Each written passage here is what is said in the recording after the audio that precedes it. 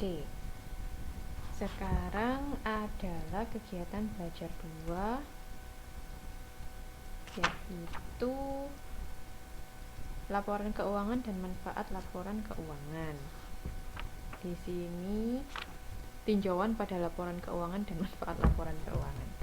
Oke, yang pertama adalah laporan untuk manajemen, untuk dasar pengambilan keputusan dan peningkatan efisiensi operasi perusahaan. Laporan untuk perhitungan pajak dengan data yang sama, pembuatan laporan disesuaikan dengan aturan perpajakan. Sedangkan laporan khusus dengan data yang sama membuat laporan untuk misalnya pasar modal. Jadi di sini ada 3 jenis atau 3 macam laporan keuangan. Laporan untuk manajemen, laporan untuk perhitungan pajak, dan laporan khusus. Laporan untuk manajemen digunakan untuk meningkatkan efisiensi perusahaan, efisiensi operasi perusahaan. Kalau laporan untuk perhitungan pajak untuk disesuaikan dengan aturan perpajakan, kan cara menulis laporan keuangannya kan berbeda kalau dari antara perpajakan dan untuk perusahaan semacam itu. Kemudian laporan khusus membuat laporan khusus, misalnya untuk laporan pasar modal atau laporan lainnya semacam itu. Lalu laporan keuangan yang diaudit.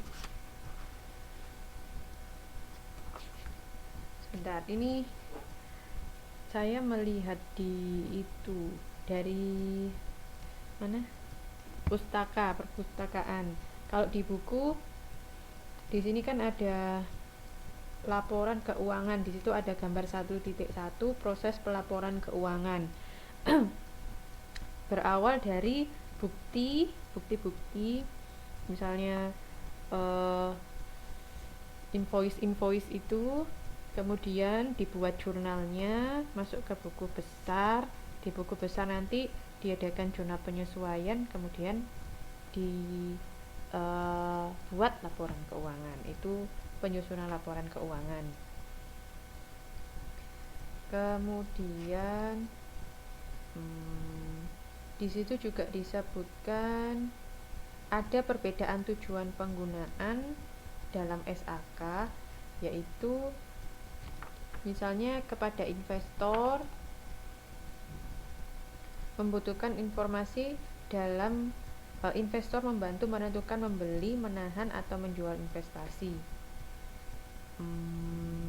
Jadi laporan keuangan itu tujuannya bagi investor atau manfaatnya bagi investor, mereka akan tahu kondisi keuangan perusahaan. Nah, kalau sudah tahu, mereka bisa memutuskan mau membeli, mempertahankan, atau menjual investasi mereka.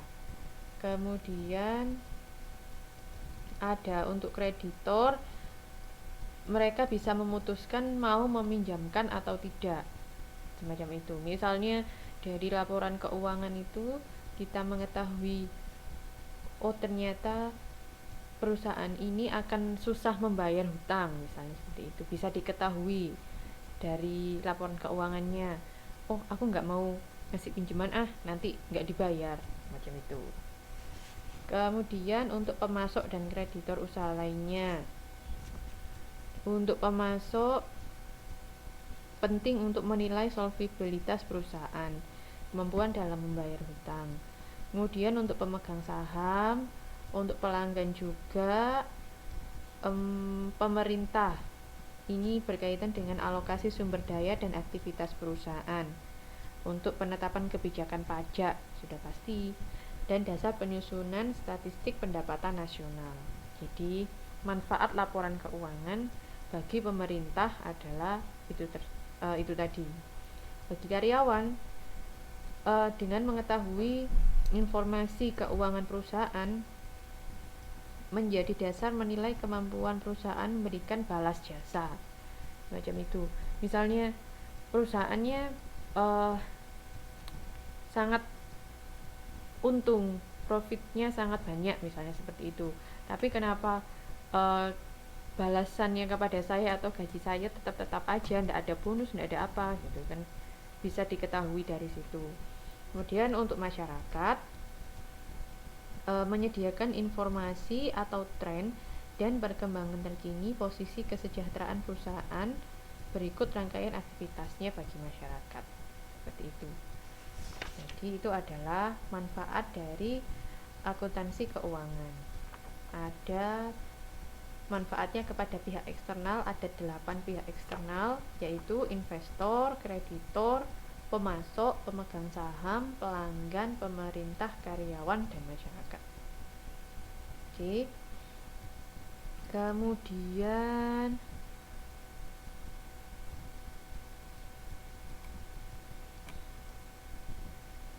laporan keuangan yang diaudit. Laporan keuangan digunakan pihak tertentu untuk mengambil keputusan seperti yang saya sebutkan tadi, dan laporan tersebut diaudit terlebih dahulu oleh pihak yang independen, artinya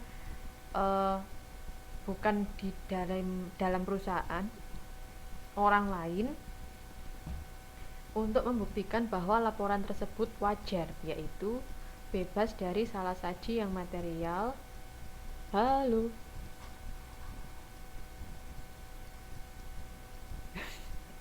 Oke.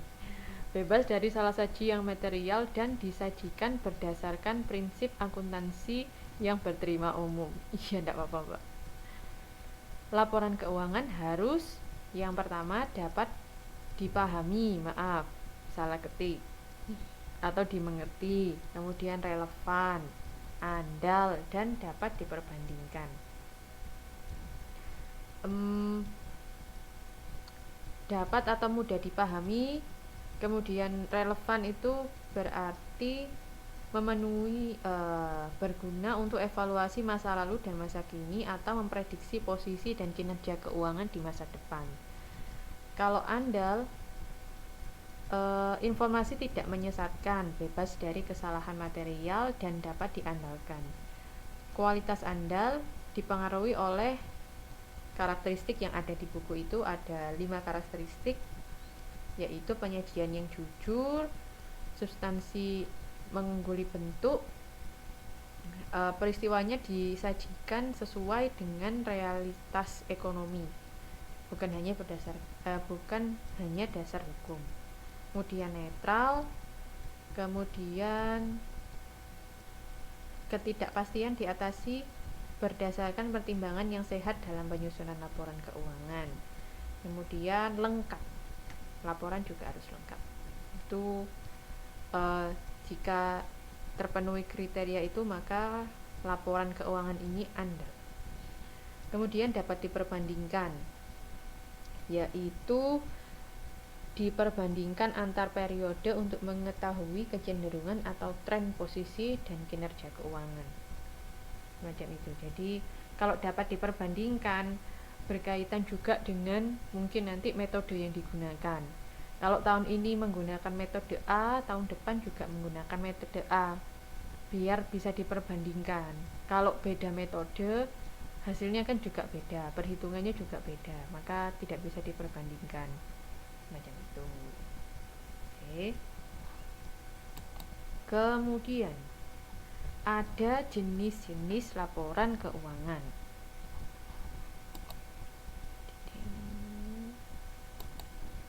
Yang pertama adalah, mungkin teman-teman sudah mempelajarinya di pengantar akuntansi ya, jenis-jenis laporan keuangan. Yang pertama ada neraca atau balance sheet, yaitu laporan keuangan yang menyajikan informasi mengenai posisi keuangan, aset, kewajiban dan ekuitas pada tanggal tertentu. Oke. Jadi kalau neraca isinya yaitu harta, hutang dan modal. Teman-teman sudah tahu ini kan ya, ada di pengantar akuntansi.